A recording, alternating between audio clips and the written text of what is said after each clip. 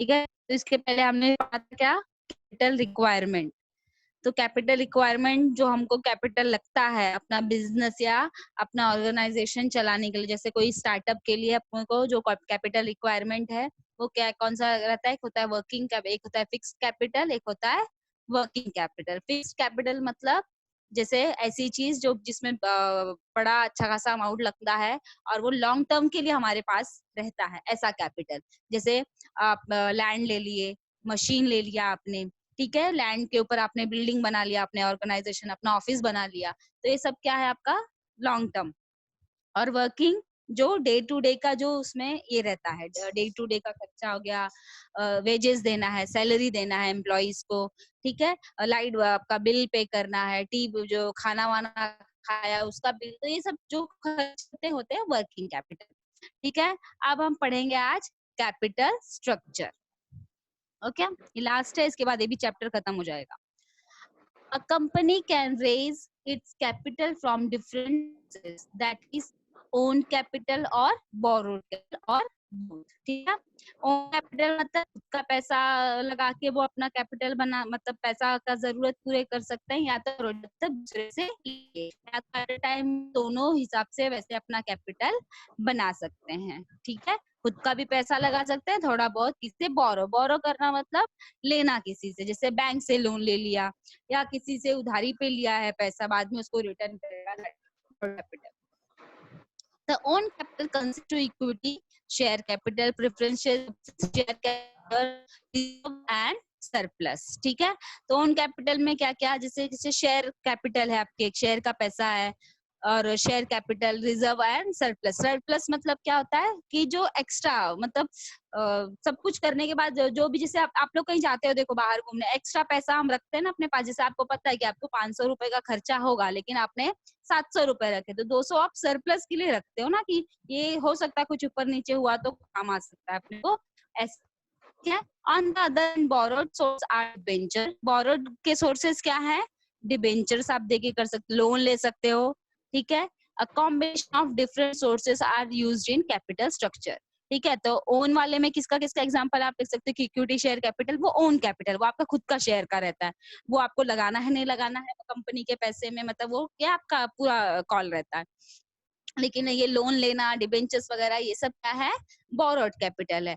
तो ये कैपिटल जो रेज कैपिटल का इंतजाम करना होता है, इसी को क्या बोलते हैं, security.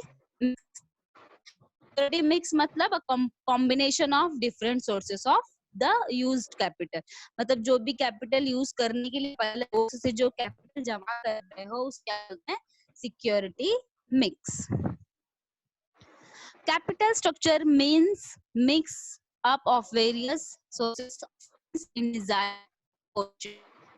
Capital structure means to decide upon the ratio of different types of capital.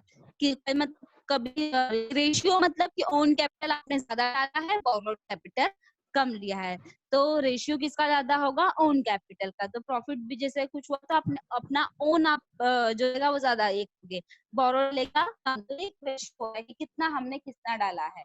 जैसे 50 लाख अपना डाला है तो हमने 10 लाख रुपए बैंक से लोन लिया, तो रेशियो इनका क्या 5:1 टाइप का रेशियो हो जाएगा। डेफिनेशन देखेंगे हम लोग, RH वेसल।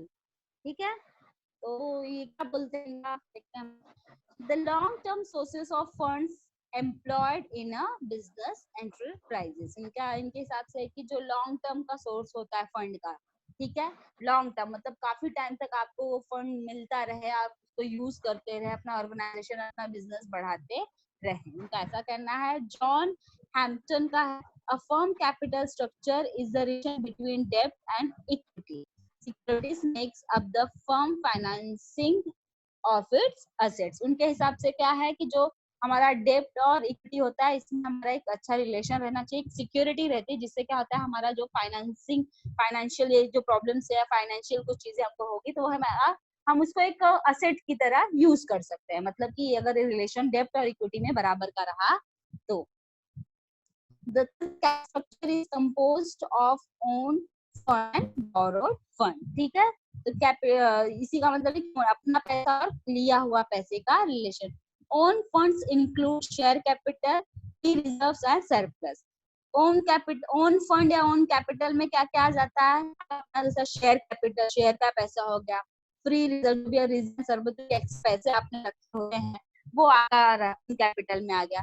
जबकि बोरोड कैपिटल में क्या आ जाता है, बैंक का लोन आ गया, लॉन्ग टर्म लोन का बड़ा लोन आपने लिया है, बड़े टाइम के लिए लोन लिया है, वो लोन हो गया, वेंचर्स, ये सब आपके बोरोड। बोरोड मतलब आप इस दूसरे के थ्रू आप ये लेते हो पैसा।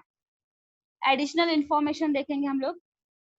Principal of structure, two basic principle are observe while taking decision about capital structure. ठीक है, दो प्रिंसिपल है ये ऑब्जर्व किए जाते हैं जब भी कैपिटल स्ट्रक्चर का ये होता है तब। तो फर्स्ट है द रेशियो डेब्ट to equity should be grade to the degree of stability of money. ठीक है, तो डेब्ट एंड इक्विटी जो भी है उनका वो हमेशा एक बैलेंस से रहना चाहिए, एक स्टेबल रहना चाहिए, ऊपर नीचे नहीं होना चाहिए, उनमें एक फॉर्म में ही वो रहे। जब भी बिजनेस चल रहा है तो जितना जैसा डेब्ट है वैसा आपका इक्विटी, इतने कि एक ऊपर हो गया एक नीचे हो गया, उससे क्या होगा आपके। Second one is structure must be balanced with adequate equity cushion and observe the shock of business cycle and for flexibility। ठीक है, तो कैपिटल स्ट्रक्चर में एक तरह का बैलेंस हो इक्विटी इसके लिए कि बैलेंस रहेगा तो आपका जो बिजनेस का साइकिल है बहुत ही फ्लेक्सिबल चलेगा। कोई भी चीज कम ज्यादा अगर होने लगती तो उससे क्या होता है, हमारा जो बिजनेस होता है फ्लेक्सिबली नहीं चल सकता। जैसे आप जो बना है उसका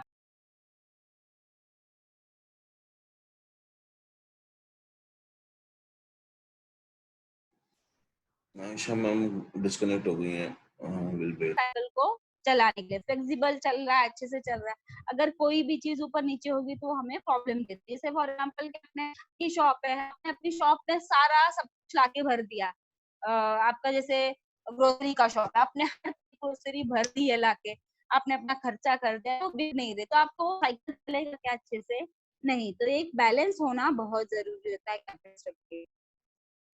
Components of capital structure, there are four basic components of capital structure। चार basic components हैं इसके, they are as follows। equity share capital, ठीक है, पहला है equity share capital।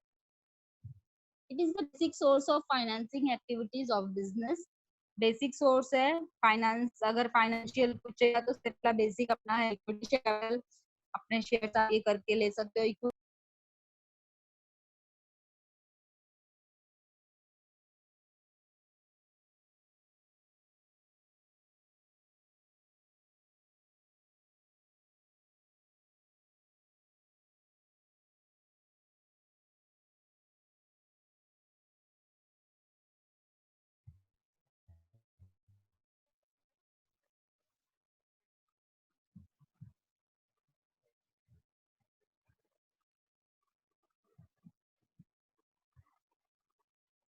ठीक है, तो हमको इक्विटी शेयर पे क्या मिलता है, हमको डिविडेंड मिलता है, repayment of capital after paid to preference share. ठीक है, तो हमारे इक्विटी शेयर्स पे हमको डिविडेंड मिलता है या रीपेमेंट मिलता है, जो हम अपना शेयर में जो भी पैसा पे किए हुए होते हैं।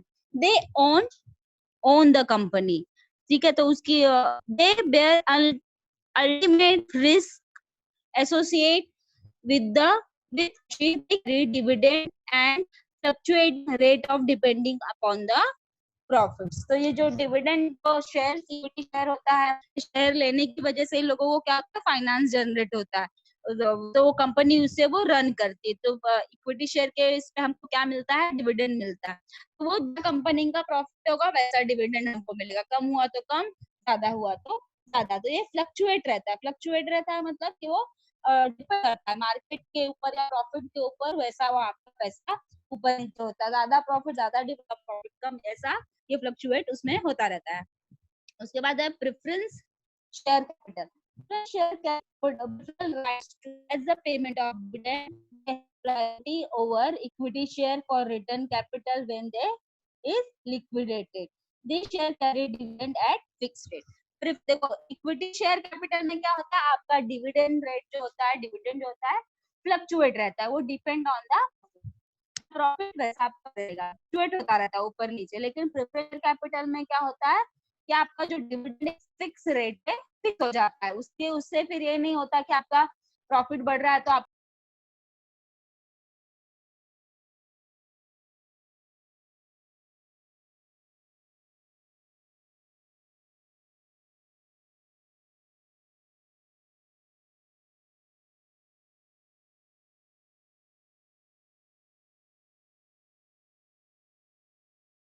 ठीक है। तो सिंपल सा डिफरेंस है, अगर भी आपको पूछ लिया तो एक पॉइंट आप लिख सकते हो कि इक्विटी शेयर कैपिटल में उसका डिविडेंड फ्लक्चुएट होता है डिपेंड ऑन द प्रॉफिट, जबकि प्रेफरेंस शेयर कैपिटल जो होता है उसमें जो उसका डिविडेंड होता है वो फिक्स डेट पे फिक्स रेट पे रहता है, फिक्स उसके बाद वो ऊपर नीचे होता नहीं है। डिपेंड ऑन ये प्रॉफिट आपका जैसा रहेगा, प्रॉफिट के हिसाब का ये अर्निंग रहता है कि आपका प्रॉफिट अच्छा तो आपकी अर्निंग अच्छी। Borrowed capital it comprises the following: capital debenture, it is a government of loan raised by company. The company has to pay interest at an agreed rate. Debenture का acknowledgement एक bond होता है, एक documents रहता है जिसमें क्या होता है कि जो लोन कंपनी ने लिया हुआ है वो कंपनी वो उस पे क्या भरेगी, इंटरेस्ट, जो भी इंटरेस्ट रेट डिसाइड किया गया रहेगा तो वो एक रहता है। और उस एक्नॉलेज मतलब एक डॉक्यूमेंट टाइप रहता है, सिक्योरिटी जैसे रहती है बैंक को कि कंपनी ने हमसे लिया तो ये इतना जो भी इंटरेस्ट रेट डिसाइड किया गया है वो रेट इंटरेस्ट कौन पे करेगा, कंपनी पे करेगी, क्योंकि कंपनी ने डिबेंचर्स लिया होता है एज अ लोन के जैसा जिससे वो अपनी कंपनी स्टार्ट कर सके। टर्म लोन क्या है? that the loan are provided by bank other financial institution, they carry fixed rate of interest। ठीक है। बैंक का जो है, बैंक के और या कोई भी फाइनेंशियल इंस्टीट्यूशन से आप लोन लेते हो तो उनका जो फिक्स रेट रहता है, जो भी रेट ऑफ इंटरेस्ट फिक्स रहता है वो आपको भरना पड़ता है। To understand the above concept we shall following the balance sheet calculate as values. ठीक है। तो ये समझने के लिए हम एक नीचे बैलेंस शीट दी हुई है, मैं शेयर करती हूँ।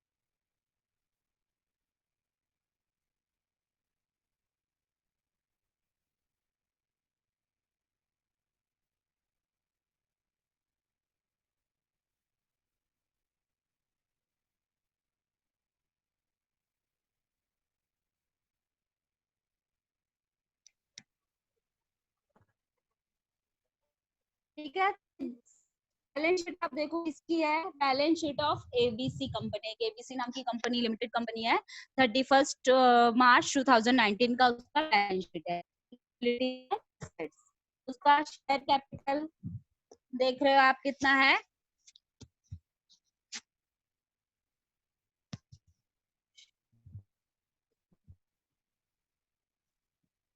शेयर कैपिटल आप देखोगे अमाउंट में लायबिलिटीज वाले कलम में देखो शेयर कैपिटल है 1000 इक्विटी रुपीज ईच, मतलब एक शेयर कितने रुपए का है, 10 रुपए का। वैसे 10,000 शेयर्स है तो उसका अमाउंट कितना होगा है 1।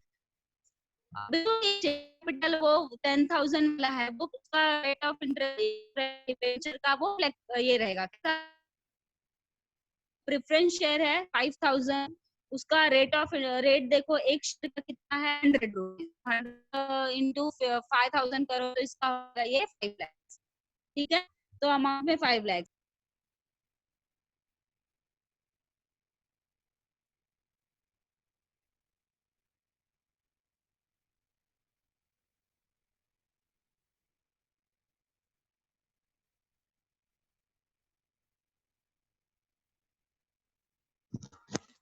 1,000 10% debenture of 100 each fully paid, जो उन्होंने दिया है 10% के रेट के हिसाब से। ठीक है। डिबेंचर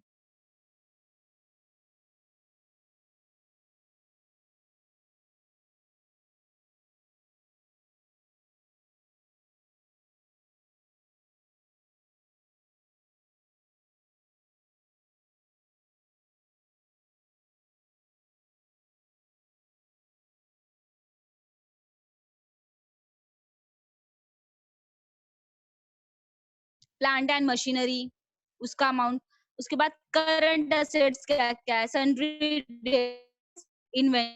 कैश है, सारी इंक्वायरी है कि कितना पैसा है, मतलब अभी बैंक में कितना है 40,000, हाथ में कितना पैसा है 10,000, इन्वेंट्रीज 50,000 और डेटर्स जो है वो है कितना 1 लाख का अमाउंट है। तो दोनों अमाउंट्स का टैली हुआ है, ठीक है, 8-8 लाख से। तो ये एक बैलेंस शीट है कंपनी की, लायबिलिटीज कॉलम रहता है और एक असेट्स, ठीक है। तो कैपिटल स्ट्रक्चर देखो, capital structure is equal to क्या-क्या उसमें ऐड किया गया है, इक्विटी शेयर कैपिटल, ठीक है, शेयर कैपिटल। उसके बाद है प्रेफरेंस शेयर कैपिटल, 5 लाख वाला preference share, reserve and the plus debentures, reserve plus debenture that is reserve, reserve कितना है 50,000 और डिबेंचर्स जिन नीचे आप देखोगे 10% के हिसाब से जो डिबेंचर्स उन्होंने पे किया हुआ है वो कितना है 1 लाख का अमाउंट। तो टोटल कितना हो रहा है उनका कैपिटल स्ट्रक्चर आप देखोगे तो 7,50,000 का, ठीक है। मतलब इसमें इन्होंने क्या क्या नहीं ऐड किया है, सनलिप्स और बिल्स पे दोनों कैपिटल स्ट्रक्चर में नहीं आएगा। क्या क्या आएगा, equity share capital, preference share capital, आपका रिजर्व सरप्लस है वो अमाउंट आएगा और जो भी डिबेंचर्स जो रेट आपने लिखा हुआ है वो से आएगा। यहाँ पे 10% से दिया हुआ है डिबेंचर्स का रेट, ठीक है, तो वो अमाउंट आया है। लेकिन डिबेंचर्स का रेट अगर 5% है या 20% है, जो भी होगा वो कैलकुलेशन करके आपको लिखना पड़ता है। वो ये सब कुछ क्रेडिटर्स है, उनका अमाउंट कैपिटल स्ट्रक्चर में नहीं आता। समझ में आ गया। देखो एक पिंक इसमें एक्टिविटी लिखा हुआ है, ये तुम लोगों का एक्टिविटी तुम लोग का भी रहेगा कि एक आप पब्लिक लिमिटेड, आप इसमें गूगल पे जाके कोई भी पब्लिक लिमिटेड कंपनी का आप नाम डालोगे तो उसका वो कैपिटल स्ट्रक्चर निकलना है, ठीक है। उसका बैलेंस शीट आएगा ना, तो उसमें आपको आना चाहिए कि आपको कैपिटल स्ट्रक्चर में क्या क्या लेना पड़ेगा, क्या क्या लोग, equity share capital, preference share capital, reserve और डिबेंचर्स और सरप्लस भी होगा वो। बाकी क्रेडिटर्स अदर चीजें हैं जो लायबिलिटीज में वो उस कंपनी का कैपिटल स्ट्रक्चर आपको निकालना पड़ेगा, ठीक है। कोई भी पब्लिक लिमिटेड कंपनी में आप सर्च मारोगे बैलेंस शीट आ जाएगा, ठीक है। तो ये अपना चैप्टर कवर हो चुका है। ये डिस्टिंक्शन, ये है डिस्टिंग्विश है फिक्स कैपिटल वर्किंग कैपिटल का, 4-5-6 पॉइंट पढ़ा दिया है हमने। ये इसका नोट आप लोग बनाना शुरू कर दो। कोई डाउट है किसी को? ये बैलेंस शीट वगैरह आप लोग ना कंपनियों का देखा करो, तो इससे बहुत नॉलेज मिलती है अपने को, क्या क्या होता है, कैसे होता है, किसकी कितनी लायबिलिटीज, असेट्स कितना है, ये सारा कुछ हमें पता चलता है डाउट किसी को कुछ?